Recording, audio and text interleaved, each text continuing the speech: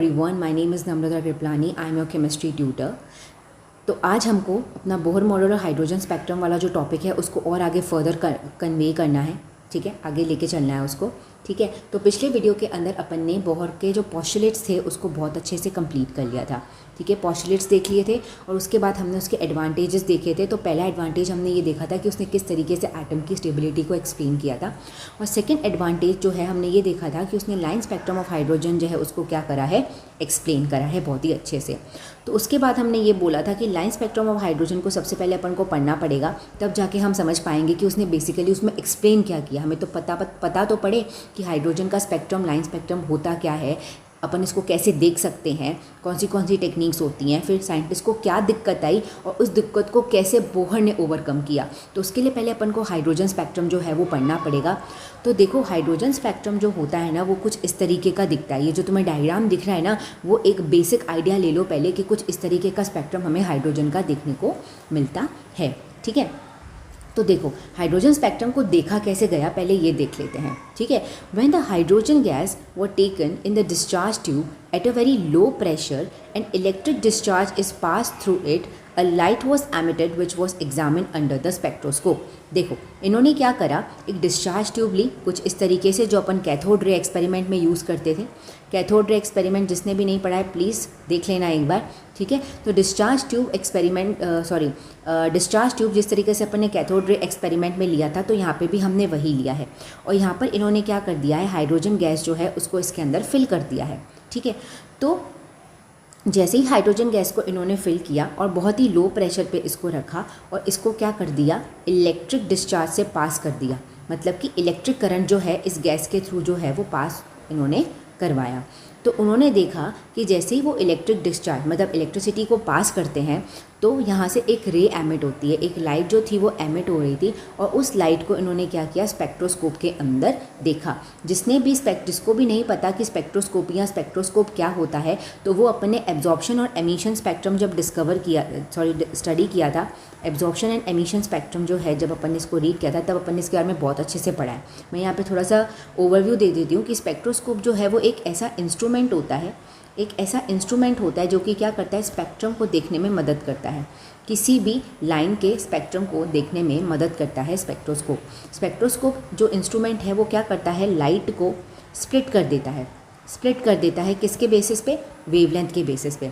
Light को जैसे ही light spectroscope से अपन पास करवाते हैं तो वो क्या करता है, उसको स्प्लिट कर देता है वेवलेंथ के बेसिस पे और अरेंज करके देता है हमें एक फ़ोटोग्राफ के फॉर्म में। और इस तरीके से अरेंज करता है कि जो सबसे छोटी वेवलेंथ है वो कहाँ पे आती है, लेफ़्ट साइड में, और सबसे हायर वेवलेंथ वाली जो लाइट रेज होती है वो राइट साइड में आती है। तो कुछ इस तरीके का स्पेक्ट्रम हमें किसी भी एलिमेंट का देखने को मिलता है ना।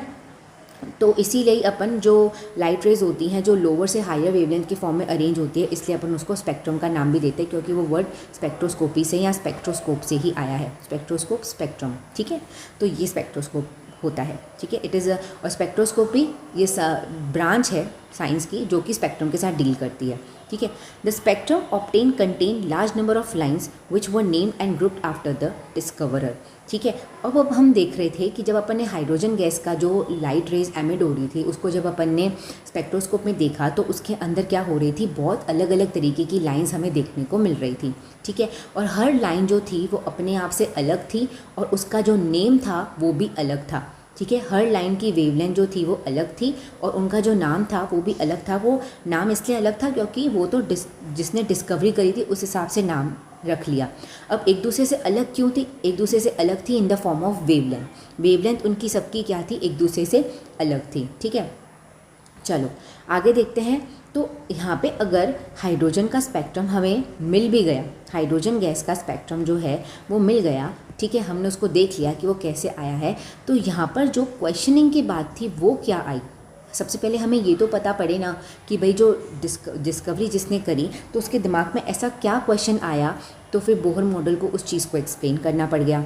ठीक है। तो साइंटिस्ट के दिमाग में ये क्वेश्चन आया कि भाई जो हाइड्रोजन एटम होता है ना, उसमें तो सिर्फ एक ही इलेक्ट्रॉन है। हम जानते हैं कि हाइड्रोजन एटम के अंदर एक इलेक्ट्रॉन होता है, एक प्रोटॉन होता है और न्यूट्रॉन जो है वो ज़ीरो होता है। जिसमें से जो प्रोटॉन है वो तो बिल्कुल कोई मूवमेंट करेगा ही नहीं, प्रोटॉन और न्यूट्रॉन, क्योंकि वो न्यूक्लियस के अंदर प्रेजेंट है, उनके अंदर फोर्स ऑफ अट्रैक्शन बहुत ज़्यादा होती है।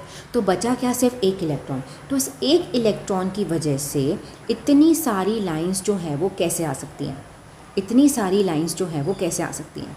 अब यहाँ पर एक बात सुनो, अगर मैं तुम्हें बोलती हूँ कि एक इलेक्ट्रॉन से एक लाइन हमें देखने को मिलती है, तो अब तक तो तुम भी मेरी इस बात से एग्री करोगे कि यस मैम ऐसा हो सकता है, क्योंकि आपने अभी हमको बोहर के पोस्टुलेट में समझाया है कि अगर कोई एक इलेक्ट्रॉन यहाँ प्रेजेंट है, उसको तुम एक्सटर्नली कोई एनर्जी देते हो, तो ये इलेक्ट्रॉन एक्साइट होकर हायर लेवल पर चला जाएगा, जिसको अपन एक्साइटेड स्टेट कहते हैं। ये वाली इसकी नॉर्मल स्टेट है, ये इसकी एक्साइटेड स्टेट है। फिर क्या होता है कि एक्साइटेड स्टेट में इलेक्ट्रॉन बहुत ही अनस्टेबल फील करता है, तो जितनी भी एनर्जी आपने इसको बाहर से दी है वो ये क्या कर देगा, एमिट कर देगा और अपनी नॉर्मल स्टेट के अंदर आ जाएगा। ठीक है, एक इलेक्ट्रॉन में मतलब एक रे निकल सकती है। अगर एक इलेक्ट्रॉन है तो वो एक रे बाहर निकाल सकता है, जिसकी वजह से एक जो है लाइन हमें दिख सकती है। ठीक है, हर रे की अगर मैं मानूँ कि हर एक जो लाइट रे एमिट होती है उसकी एक लाइन बनती है स्पेक्ट्रम के अंदर, तो ऐसा तो मेरे को समझ में आ रहा है कि एक इलेक्ट्रॉन एक लाइन बनाएगा। लेकिन यहाँ पर तो बहुत सारी लाइंस बन रही थी, तो यहाँ जाकर जो है बहुत ज़्यादा क्यूरियोसिटी जो है, बहुत ज़्यादा क्वेश्चनिंग जो है वो दिमाग में साइंटिस्ट के आ गई कि इतनी सारी लाइंस कैसे बन सकती है।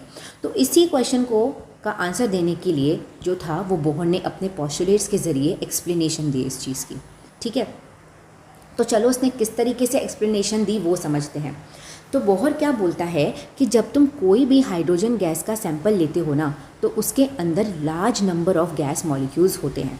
ठीक है, अगर मैंने डिस्चार्ज ट्यूब ली है, उसके अंदर मैंने हाइड्रोजन गैस डाली है, तो तुम्हें क्या लगता है कि वहाँ पे सिर्फ एक ही हाइड्रोजन का मतलब इस पूरे ट्यूब के अंदर सिर्फ एक हाइड्रोजन H2 ऐसे प्रेजेंट होगा?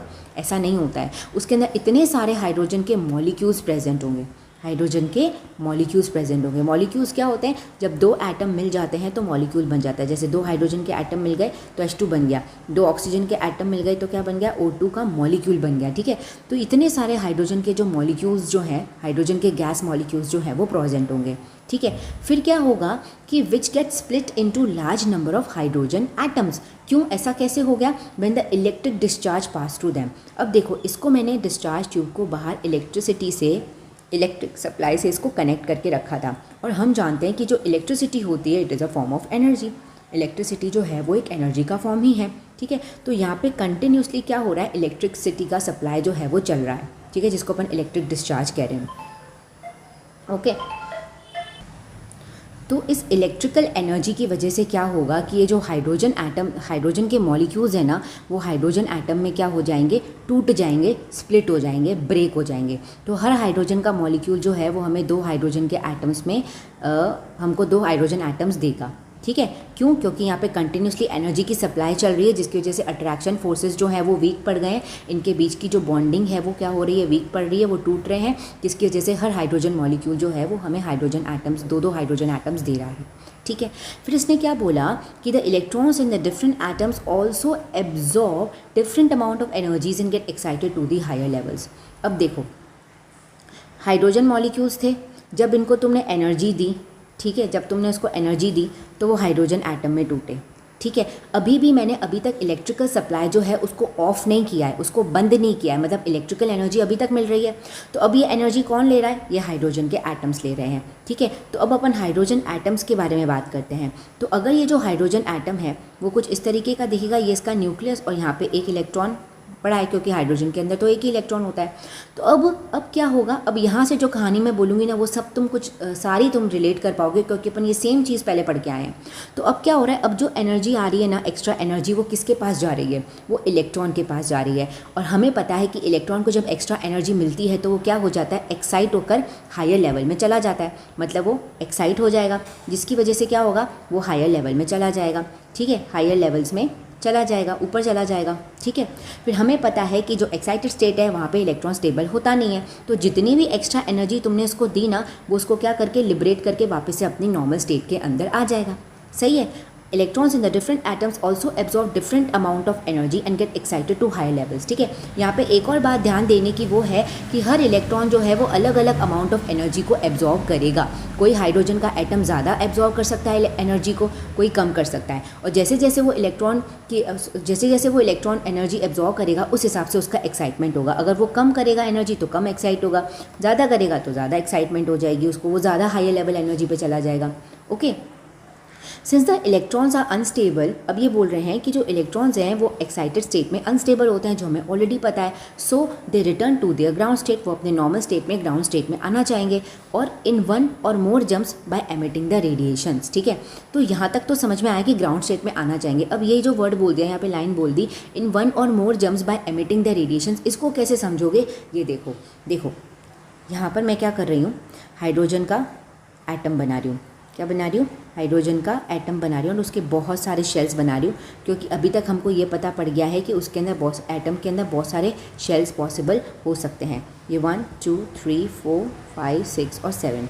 ठीक है, अब यहाँ पे मैं बहुत सारे एटम्स का एक साथ ही एग्जांपल लेके दिखाऊंगी। ठीक है, तो अपन के पास यहाँ पे एक इलेक्ट्रॉन पड़ा हुआ है। ठीक है, एक हाइड्रोजन एटम की बात हो रही है, लेकिन यहाँ पे तुम ये सेकंड एटम मान लो, सेकंड हाइड्रोजन एटम का इलेक्ट्रॉन मान लो, यहाँ पे तीसरा मान लो, यहाँ चौथा मान लो। ठीक है, मैंने एक ही डायग्राम के अंदर मल्टीपल एटम्स के इलेक्ट्रॉन्स रखे हुए हैं तुम्हें समझाने के लिए। अब क्या होगा, तुम जैसे इनको एनर्जी लोगे तो क्या सपोज करो कि E1 जो उसने E1 एनर्जी ले ली, इसने E2 ले ली, इसने E3 ले ली, इसने E4 ले ली। ठीक है, तो इस इलेक्ट्रॉन ने E1 एनर्जी ली तो वो यहाँ जाके एक्साइट हो गया, इतनी ही एनर्जी थी कि वो N3 पे चला जाए। ठीक है, इसने ली तो वो इधर आया, मतलब इसने थोड़ी कम एनर्जी ली है, तभी तो वो देखो जाके 2 पर अटक गया। फिर 3 वाले ने क्या करी, उसने तो बिल्कुल ही कम ली, वो तो 1 पे ही, मतलब सेकंड पे ही आ गया। ये 1, सॉरी मेरे यहाँ पे नंबरिंग गलत हो गई है, 4 5 6 7 और 8 इस तरीके से होगा। ठीक है, इससे एनर्जी ली तो ये ठेठ यहाँ चला गया। ठीक है, तो तुम क्या देख रहे हो कि अलग अलग हाइड्रोजन के जो एटम्स हैं उनके अंदर जो इलेक्ट्रॉन्स हैं उन्होंने डिफरेंट अमाउंट ऑफ एनर्जी को क्या करा है, एब्जॉर्ब किया है। ठीक है, डिफरेंट अमाउंट ऑफ एनर्जी को एब्जॉर्ब कर लिया। अब एब्जॉर्ब करने के बाद वो हायर एनर्जी लेवल्स में भी चले गए, ये तो हमने समझ लिया। अब हमें ये पता है कि ये जितनी भी लेवल्स मैंने यहाँ बनाई है ना, अब यहाँ पे जो इलेक्ट्रॉन्स गए हैं ना, वो सब के सब यहाँ पे क्या फील करेंगे, अनस्टेबल फील करेंगे। तो अनस्टेबल फील करेंगे तो ऑब्वियसली वो अपने ग्राउंड स्टेट में आना चाहेंगे, और जब वो ग्राउंड स्टेट में आते हैं तो वो क्या करते हैं, एनर्जी को लिबरेट करते हैं। तो देखो यहाँ पर अगर कोई आएगा, इसको अगर नीचे आना होगा तो क्या करेगा, वो कोई ये E1 एनर्जी की रेडिएशन को बाहर निकालेगा। ठीक है, ये अगर नीचे आएगा E2 वाला तो ये E2 एनर्जी की रेडिएशन को निकालेगा, E3 वाला E3 की रेडिएशन की एनर्जी की रेडिएशन निकालेगा, और ये जो है वो E4 की बाहर निकालेगा। तो हर रेडिएशन के करस्पॉन्डिंग हमें क्या दिखेगी, लाइन दिखेगी। ठीक है, और हर लाइन की वेवलेंथ जो है वो अलग होगी, क्योंकि E1 अलग है तो E1 is inversely proportional to wavelength, क्योंकि हम जानते हैं कि E फ्रीक्वेंसी से डायरेक्टली रिलेट करता है, और C is equals to nu into lambda होता है, तो frequency is equals to C upon lambda हो गया, तो E is C upon lambda. ठीक है, तो हर एनर्जी से एसोसिएटेड क्या होती है, अलग अलग वेवलेंथ होती है। अब क्योंकि यहाँ पे एनर्जीज अलग है तो वेवलेंथ भी क्या होती जाएंगी, उसके करस्पॉन्डिंग अलग अलग होती जाएंगी ना। ठीक है, ये समझ में आया। ठीक है, तब भी क्या अपन को दिख रही थी, इतनी सारी नंबर ऑफ लाइंस जो है वो हमें दिख रही थी, क्योंकि इतने सारे हाइड्रोजन एटम्स प्रेजेंट थे, तो उसमें इतने सारे इलेक्ट्रॉन्स हो गए, और हर इलेक्ट्रॉन ने अलग अलग अमाउंट ऑफ एनर्जी को एब्जॉर्ब किया, और एब्जॉर्ब किया तो अलग अलग लेवल पे एक्साइटमेंट हुई। अब एक्साइटेड स्टेट में तो स्टेबल होते नहीं है, तो नॉर्मल स्टेट में आएंगे। नॉर्मल स्टेट में आने के लिए रेडिएशंस को एमिट करेंगे, कोई कम करेगा कोई ज़्यादा करेगा, उसके बेसिस पे हमें लाइन्स दिखेगी। इसलिए हमें बहुत सारी लाइन्स जो है हाइड्रोजन गैस के स्पेक्ट्रम में देखने को मिल रही थी। ठीक है, अब यहाँ पर जो उन्होंने 1 और मोर जंप की बात करी है ना, उसको समझते हैं। क्या बोला है इन्होंने यहाँ पर कि हर इलेक्ट्रॉन जो है वो क्या करेगा, हर इलेक्ट्रॉन जो है वो अपनी ग्राउंड स्टेट में आएगा 1 और मोर जंप में बाय एमिटिंग द रेडिएशन। देखो इस चीज़ को समझो, ये देखो यहाँ पे मैंने बनाया हाइड्रोजन का एटम। ठीक है, ये मैंने अलग अलग शेल्स बना दिए, ये 1 2 3 4 5 एंड 6। लेट अस सपोज कि यहाँ पे जो इलेक्ट्रॉन था ना वो यहाँ एक्साइट हो गया 6th लेवल पे। ठीक है, तो एक्साइटेड स्टेट में तो पता है अनस्टेबिलिटी है, तो उसने पहले क्या किया, पहले वो है ना इस वाले लेवल पे आया, मतलब n इज इक्वल्स टू 4 पे आया। ठीक है, और यहाँ पे उसने क्या करी, कुछ रेडिएशन एमिट करी, किसी इलेक्ट्रॉन की कोई पर्टिकुलर एनर्जी की रेडिएशन एमिट करी। लेकिन उसको अभी समझ में आ गया कि अभी तक मैं अपने ग्राउंड स्टेट में नहीं आया हूँ, यहाँ पे अभी तक मैं अनस्टेबिलिटी है मुझे, तो वो फिर से क्या करेगा, एक और जंप लेगा और फिर से एक एनर्जी को जो है वो एमिट करेगा। तो तुम देख रहे हो कि एक इलेक्ट्रॉन जो है कभी कभी एक या एक से ज़्यादा जंप भी लेता है अपनी ग्राउंड स्टेट में आने के लिए। तो अब जितने जंप्स लेगा तो उतनी लाइंस जो है वो बनेगी और उतनी अलग अलग तरीके की स्पेक्ट्रम में लाइंस बनेगी। तो अगर अलग अलग लाइंस बनेगी तो ऑब्वियसली नंबर ऑफ़ लाइंस जो है वो बढ़ती चली जाएंगी ना इस तरीके से। तो अभी तक तो मैंने सिर्फ यहाँ पे 6 लेवल्स बनाए हैं। सोचो अगर बहुत इससे भी ज़्यादा लेवल्स मैं बना देती, जो कि मेरे यहाँ पे पॉसिबल नहीं है, तो अगर कोई यहाँ होता तो सपोज़ पहले इधर आता, फिर इधर आता, फिर इधर आता, फिर इधर आता, उसकी मर्ज़ी है, ये कुछ भी कर सकता है। ये सब प्रोबेबिलिटी के बेसिस पे, ये हम नहीं बता सकते, ये इलेक्ट्रॉन की मर्ज़ी के अनुसार होता है। कोई इलेक्ट्रॉन तो इतने हाई लेवल से डायरेक्टली नीचे भी आ जाता है, लेकिन कोई इलेक्ट्रॉन 2 से 3 जंप भी लेता है, और जितने जंप्स लेगा उतनी क्या होगी, उतनी ज़्यादा नंबर ऑफ़ स्पेक्ट्रल लाइंस जो है वो एमिट होगी, क्योंकि हर जंप पे क्या होता है, एनर्जी जो है वो लिबरेट होती है। ठीक है, तो ये चीज़ तुम्हें समझ आ गई होगी। आई होप मैंने कोशिश करी है बहुत अच्छे से समझाने की। ठीक है, चलो अब ये नेक्स्ट क्या बोल रहा है कि different electrons adopt different routes to come to their respective ground state. देखो अभी बताया कि अलग अलग इलेक्ट्रॉन्स अलग अलग रूट लेता है ग्राउंड स्टेट में आने के लिए। कोई एक बार में आ जाता है, कोई 2 से 3 बार भी लगा सकता है। ठीक है, इसलिए लार्ज नंबर ऑफ रेडिएशंस जो है वो हमें देखने को मिलती है, large number of spectral lines जो है वो हमें देखने को मिलती है। तो इस तरीके से बोहर ने जो वो क्यूरियोसिटी वाला क्वेश्चन आया था ना कि इतनी सारी लाइंस कैसे मिल सकती है हाइड्रोजन स्पेक्ट्रम के अंदर, तो वो इसने यहाँ पर इस तरीके से क्लियर किया था। ये देखो, ये अपना स्पेक्ट्रम है, n = 1 पे आ रहा है। ये सारी लाइंस देखो हायर लेवल से, यहाँ पे इन्होंने सारी लाइंस इस तरीके से बनाई है कि एक बार में ही क्या हो रहा है, एटम जो है वो नीचे 1 पे आ रहा है। ठीक है, मल्टीपल जंप्स नहीं ले रहा है। यहाँ पे इन्होंने इस तरीके से ही शो गया है, लेकिन ऐसा होता नहीं है, मल्टीपल जंप्स होते हैं। पैस्टन सीरीज़ देखो, ये 3 पे आ रहा है, ये 4 पे आ रहा है। ठीक है, अब यहाँ पर तुम्हें कुछ अलग अलग नेम्स दिख रहे होंगे, लाइमर, बाल्मर, पैशन, ब्रैकेट और पिफन। ठीक है, ये सीरीज़ जो है, मैंने जब स्टार्टिंग में हाइड्रोजन स्पेक्ट्रम पढ़ाया था तो मैंने ये कहा था कि अलग अलग लाइंस दिखती हैं और हर लाइंस के अलग अलग नेम्स है, डिपेंड करता है कि उसको किसने डिस्कवर किया है। तो बस वही चीज़ ये लिखी हुई है। लाइमन सीरीज़ इसलिए क्योंकि लाइमन के नाम के साइंटिस्ट ने इस सीरीज़ को डिस्कवर किया था, इसी हिसाब से है। ठीक है, अब बात करते हैं कि लाइमन सीरीज़ को मतलब जो लाइमन सीरीज़ है उसका नाम ऐसा क्यों पड़ा, मतलब कौन सी कैटेगरी की लाइंस होती हैं जो लाइमन सीरीज़ के अंडर आती है। देखो, अगर कोई भी इलेक्ट्रॉन, ठीक है, इलेक्ट्रॉन की एक्साइटेड स्टेट तो कोई भी हो सकती है, वो हम पता नहीं लगा सकते कि वो कहाँ जाएगा। ठीक है, डिपेंड करता है उसने कौन सी एनर्जी ली है, उस हिसाब से वो उस एनर्जी लेवल पे चला जाएगा। एक्साइटेड स्टेट तो कोई भी हो सकती है। ठीक है, लेकिन अगर उस इलेक्ट्रॉन की ग्राउंड स्टेट जो है वो 1 है, ठीक है, ग्राउंड स्टेट जो है वो 1 है, तो वो कौन सी सीरीज़ के अंदर लाए करेगा, लाइमन सीरीज़ में लाए करेगा। वापस तुम्हें समझाती हूँ। देखो यहाँ पर n = ये 1, ये फर्स्ट शेल है, ये सेकंड शेल है, ये थर्ड है, ये फोर्थ है, ये फिफ्थ है। देखो यहाँ पर फिफ्थ शेल से जो इलेक्ट्रॉन्स हैं वो 1 पे आ रहा है, यहाँ पे 4 से 1 पे आ रहा है, 3 से 1 पे आ रहा है, 2 पे 1 पे आ रहा है। तो देखो इन सभी को हम लाइंस को हमने किस में रख दिया है, लाइमन सीरीज़ में रख दिया है। मतलब कि एक्साइटेड स्टेट जो भी हो, लेकिन अगर ग्राउंड स्टेट इलेक्ट्रॉन एक्साइटेड होकर अगर वापस से ग्राउंड स्टेट उसकी 1 है, वो 1 पे ही आना चाहता है, वहाँ पे ही वो स्टेबल है, तो वो लाइमन सीरीज़ बनाएगा। सिमिलरली अगर किसी इलेक्ट्रॉन की जो ग्राउंड स्टेट है वो n = 2 पे है, तो वो कौन सी सीरीज़ बनाएगा, बाल्मर सीरीज़ बनाएगा। भले वो 4 से 2 पे आ रहा हो, 5 से 2 पे आ रहा हो, 6 से 2 पे आ रहा हो, तो ये सारी जो लाइंस एमिट होगी ना वो सब किस में आएगी, बाल्मर सीरीज़ में आएगी। सिमिलरली अगर उसकी ग्राउंड स्टेट 3 है, अगर वो किसी भी एक्साइटेड स्टेट से 3 पे आ रहा है, तो वो क्या बनाएगा, पैशन सीरीज़ बनाएगा। अगर वो हायर अपनी किसी भी एक्साइटेड स्टेट से कहाँ पे आ रहा है, 4th स्टेट पे आ रहा है, 4th स्टेट उसकी ग्राउंड स्टेट है, तो वो कौन से पे आ जाएगा, ब्रैकेट में आ जाएगा। और पीफन के अंदर उसकी क्या हो जाएगी, वो 5th हो जाएगी उसकी ग्राउंड स्टेट।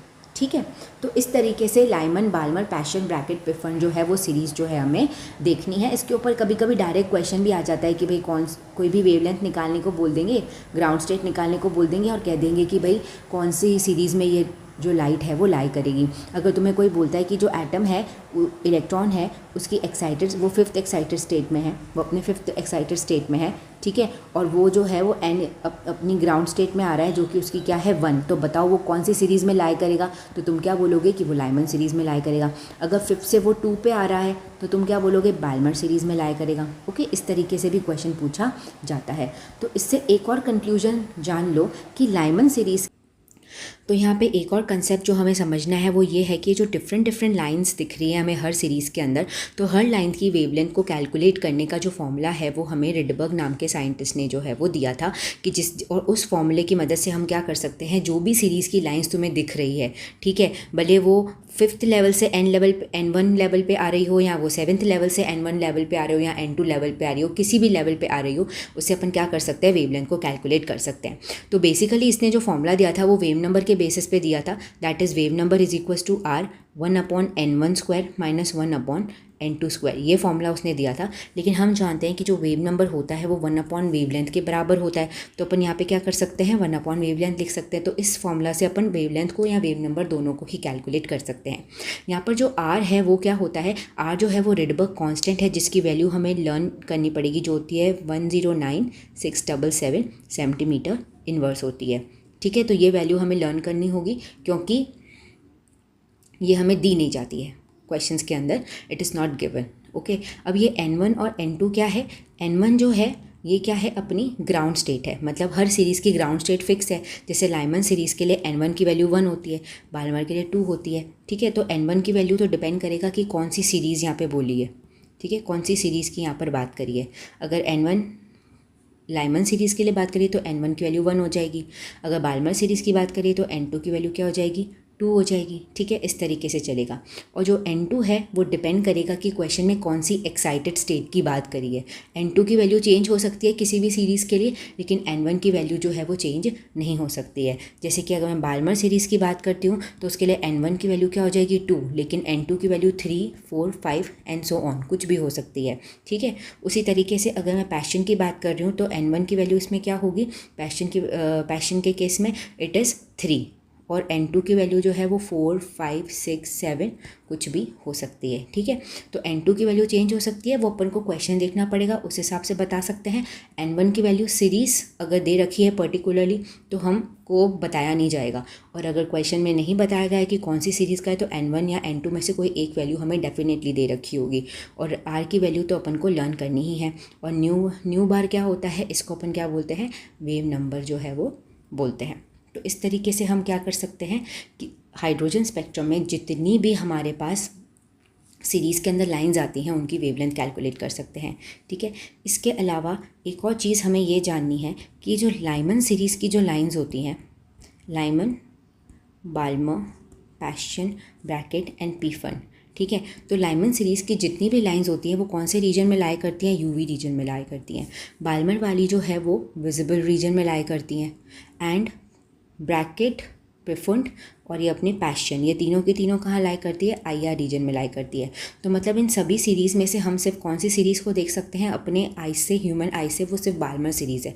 बाकी सब चीज़ें हमें माइक्रोस्कोप की मदद से ही देखनी पड़ेगी, ठीक है। तो ये सब क्या था, ये सब था हमारा हाइड्रोजन स्पेक्ट्रम, किस तरीके से बोहर ने हाइड्रोजन स्पेक्ट्रम को एक्सप्लेन किया इन डिटेल, हमने समझ लिया है, दोनों पार्ट्स कवर हो। तुम्हें समझ में आया होगा, and thank you so much for watching.